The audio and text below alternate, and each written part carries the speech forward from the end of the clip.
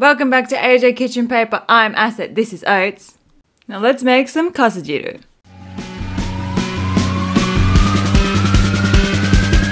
Let's go! Alrighty, let's start off by cutting up some daikon. Chop up a good 7 centimeters of daikon. And then in our training to be the best, the very best, the best there ever was, practice peeling your daikon like so. This is actually a technique called Katsuramuki. If you want to get real good at handling a knife, try peeling it like this. Now let's slice up that daikon, and let's cut those daikons into strips. Only doing a few slices at a time because safety first, ladies and gentlemen. For those who are against daikon, how rude, first of all. And second of all, this is actually really good for soaking up a lot of flavour, so keep it in there. Grab yourself a leek and then cut up all the way on a nice 45-degree angle. Beautiful. And pop them off to the side. Now let's grab a block of our wiggly cognac. I'm going to be very real with you, this stinks, but it tastes really good, so just get over it and pop it in. Slice in half and in half again, and then slice-a-dicey everybody up. Now gather up all of those wiggly worms that are the pride of Gunma, and then set them aside for later. Now we're going to start in with our fried tofu or aburage. We got to get rid of that excess oil in it, so pop them in a strainer with a bowl underneath and pour over hot water. Steamy boy. We're going to let him soak in a bath for a while. So fill it up until you've got a nice shallow bath, and with the back of a spoon just squeeze out any excess oil. Now that he's squeaky clean, you can get rid of that water, and we're going to dry him off in a bunch of paper towels. So place him down on those few paper towels and place a couple more over him. He is still boiling hot, so be careful, but just pat him dry. Now that he's as dry as he's ever gonna get, let's take him out and chop him up. So chop him into 3 centimeter slices and then stack him up and chop him into long strips. Are you noticing a pattern here of long strips? Easier to hold with chopsticks, that's all I can think of. And off to the side. Now let's make our Dashi Stock.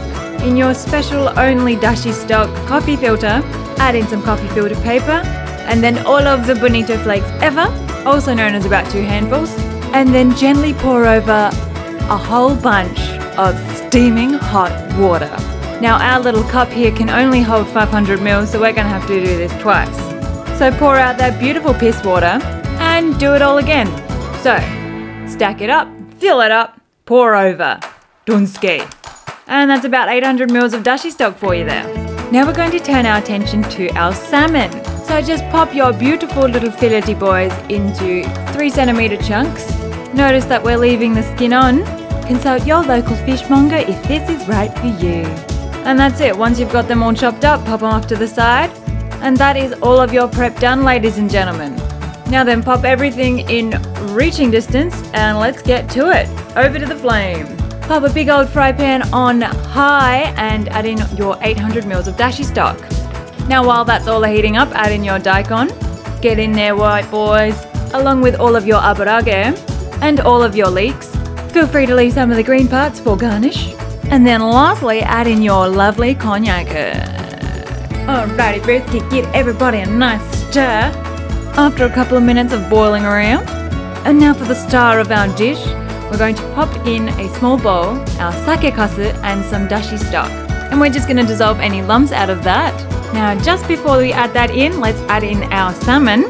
Now that everything is nice and pre-dissolved, let's add in our sake kasu mixture. Lovely jubblies! And then give this boy a big old mixity mix. And then lastly, we're going to add in about 1/4 of a ladleful of miso. Again, we're going to dissolve it before we add it in so there's no miso lumps. And then we're going to add it straight in. Now once you've added it in, just give it a little taste test and a swirl to make sure that it's miso enough. If not, add in more. Trust your tongue on this one, guys. Make sure everybody's nice and warmed up and cooked through, and you're done. Time to plate up. Just ladle in a whole bunch of your beautiful soup into a bowl. And because sake jiru is quite a beige looking dish, let's add some spring onions on top of there. Stunning.